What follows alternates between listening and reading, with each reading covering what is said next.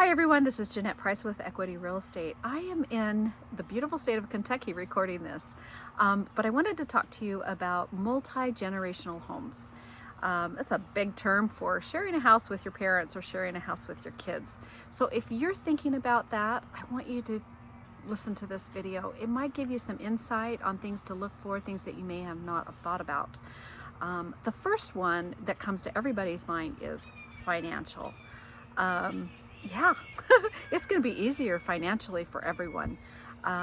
Your parents, or if you're the parent, you might have a lot to put down, but your kids may not.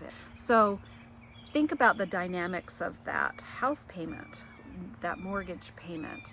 Remember, when you're on the mortgage, you're liable.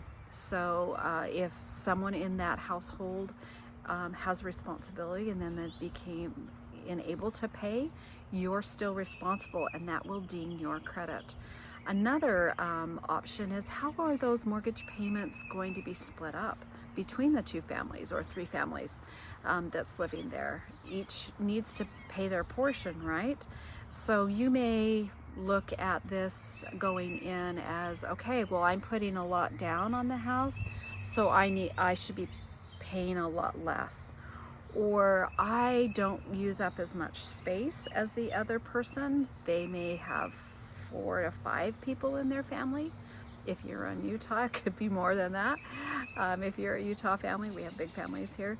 You know, you may have 5 to 7 people, but your parents are only 2 people, so should they be paying less? So is that house payment divided per person?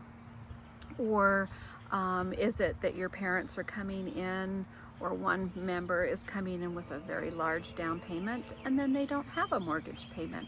You're just making the mortgage payments. So that's something to look at. When I put this out, this question out on social media, I asked the question of who would be interested in maybe co-owning with their parents or their children. And I was surprised that a lot of them said yes, they would do it in a heartbeat. But I had one person reach out to me privately and said, okay, if I did this and one of those family members that are on this loan or on title got sued, and that person was trying to take the home, how would I protect my asset and my all the equity in my home? Well, the first thought that came to me was, oh, just do an LLC, but the tax ramifications for that. And then there's also the Tax Exemption Act, where when you go to sell your home, that you can take the $250,000 or $500,000 per couple. That would play havoc with that, so that might not be a good idea.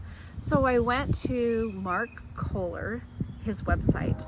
He is an amazing lawyer, tax guy.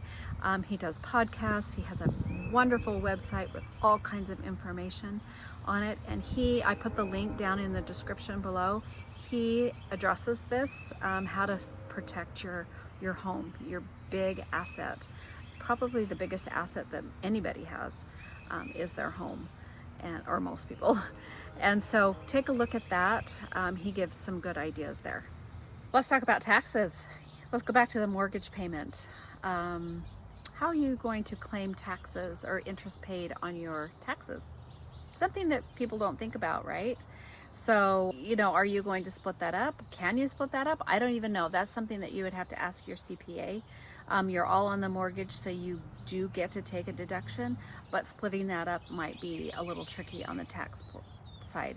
So ask your accountant, but that is something to think about that you probably don't think about until it becomes tax time and you go, oh wait, we paid all this interest. Somebody needs to claim this. So take a look at that. All right, so let's talk to the seniors or the parents who want to buy a house with your kids. Have you ever thought of Medicaid? Not Medicare, but Medicaid. That's for the lower income people that maybe need help with an assisted living scenario. With Medicaid, you have to liquidate your assets. I don't even know what the number is. I want to say it's $3,000 worth of assets. So if you have a home with your kids, you're going to have to liquidate that home. So you want to do something prematurely to that. Figure that out, because if you're on the deed, the title with your that's recorded, if you're on title, you're going to have to liquidate that asset. And so you don't want to have to pull a rug out from underneath your kids last minute because you need to go into an assisted living, not lifting, but living, assisted living facility. You're going to need to think about that beforehand. So figure that out as well. I've mentioned the word title a couple of times in this video. Title is a type of, it's an ownership, and that ownership gets recorded at the county, which is the title. And there are a few ways to take ownership. One popular way is called tenants in common. Tenants in common is great because the ownership can be divided unequally between those people on title. It could be a 70-30, it could be a 60-40, which is great, right? But the caveat to tenants in common is that ownership, or that portion of that ownership that somebody owns, can be willed to someone else or in a trust to someone else. So then that person dies or passes away, they will it to another child. Now you've got two children owning the home, which might not be ideal or what was wanted. The other one is joint tenancy. That's another way to take ownership.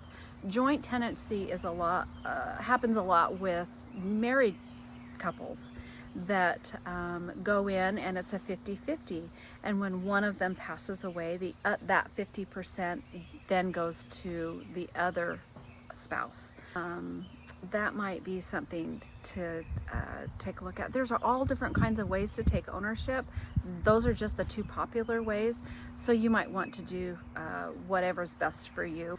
Another thing to address with whoever's moving in with you or co-owning with you is utilities and maintenance. Utilities are pretty much a wash, right? You can break that up per square footage or per family member or whatever. But the maintenance might be an issue. Let's say yard care. Some people like yard care, some people don't. And some people would rather pay for that. So how is that going to be divided up? What about maintenance for the home? Let's say the person on the main floor has a dishwasher and the person on the bottom floor has a dishwasher too, but the person on the main floor's dishwasher breaks.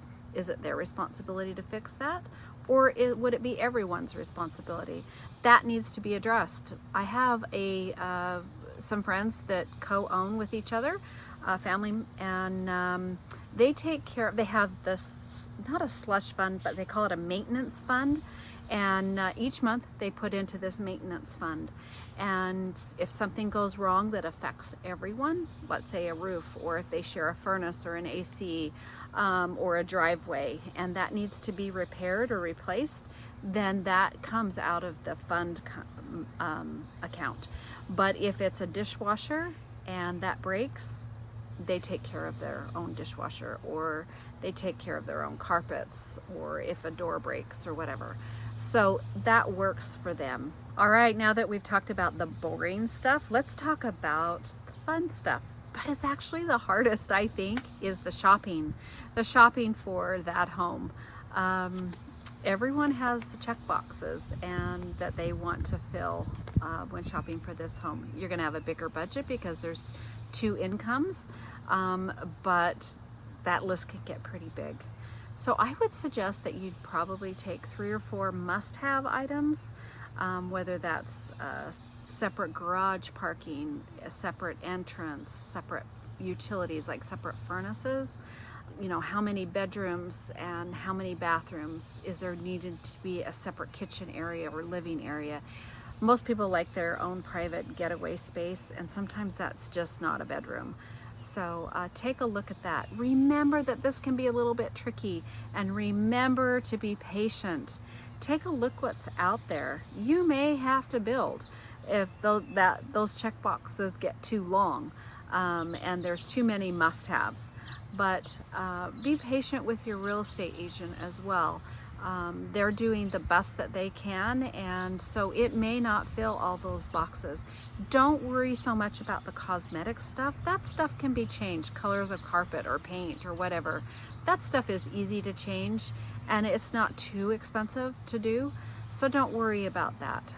Go in with the expectation of 3 or 4 things that I need, my must-haves, and roll with it. I think it's going to be a great thing that we're going to see more and more families living together. Family dynamics can be hard, it can be tricky, so you need to be patient and be willing to give and be willing to let things go. But you get to spend more time with your family, your children get to know who their grandparents are, and grandparents don't have to be so lonely. And so anyway, I think it can be a great thing, so take a look at it. Anyway, I hope you enjoyed this video. See you on the next one.